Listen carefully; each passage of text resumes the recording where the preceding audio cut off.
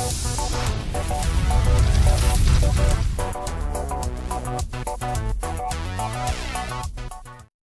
everybody, and welcome back once again. Another edition of Inside the Headset, Week 2, Game 2.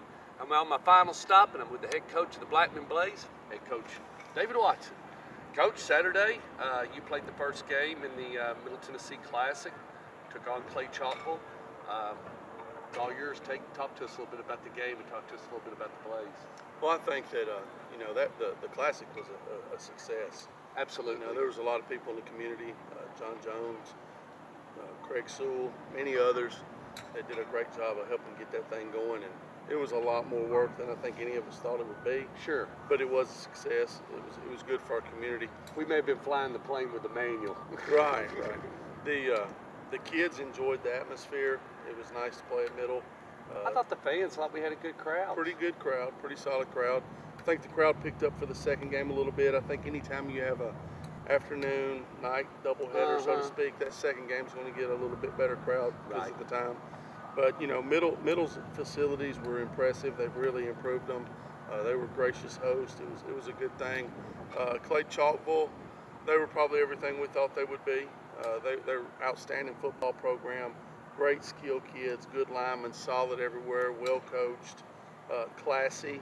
I didn't see any. I didn't hear any in your face, or there wasn't any jawing going on when I was up and down the sideline. No, not at all. It was a good, clean football game.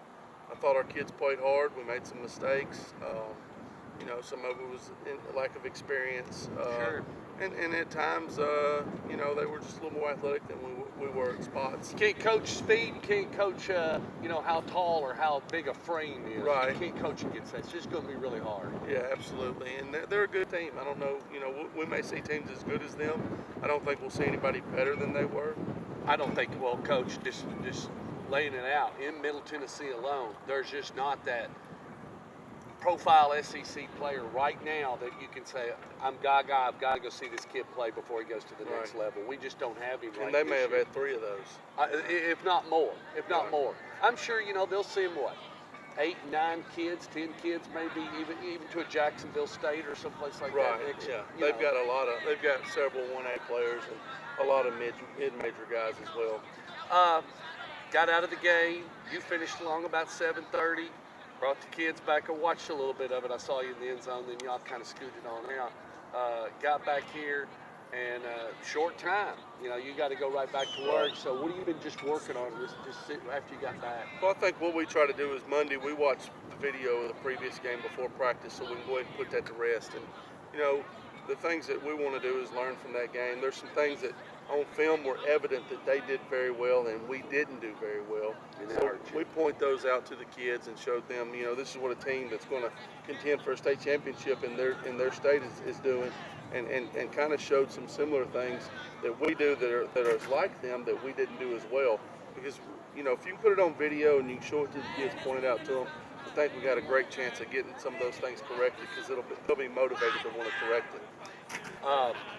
Moving into tomorrow night, you've got a tough one right here at the Inferno. Talk a little bit about that game and that matchup coming. Well, it doesn't get much easier. McCallie is a very well coached, schooled football team. They've got a kid committed to Stanford. They've got a couple other kids that are being heavily recruited on Rivals, and you see how many stars. And Ralph Potter's a great coach. Right, he's done it. He was coached in Chattanooga area for a long time. Came to Brentwood Academy. Now he's back down there at McCallie. He's got an offense that he's ran for years. He's tweaked it here and there to make it a little more modern, but it's still the same thing. It's veer option, quarterback run game. Very tricky. You have to play assignment football, and they have great athletes running it. So we'll have a challenge defensively to really be where we're supposed to be and carry out our assignments. And offensively, we'll have to do a little more with the football than we did last week. Injury-wise, how'd you come out on Friday? Are you a little dinged up or just okay? Or we're healthy. We're healthy. You're good to go. We're good to go. We're healthy.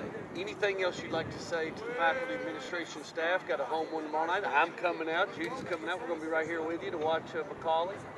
I think it's going to be a good atmosphere. Home opener. You'd like to have a big crowd. want to put on a good show for McCallie and show them that we have great facilities and great schools. It'll be maybe the first time Blackman and McCallie have ever played. I think it is. I cannot remember, Coach, and I've been here since they opened the doors at Blackman, and I do not remember them playing McCallie. So it'll be, I think McCallie will bring a good crowd. We'll have a good crowd. It'll be a good atmosphere. Yeah. Kind of see where we're at. They did bring a good crowd over to Oakland when they came in, so.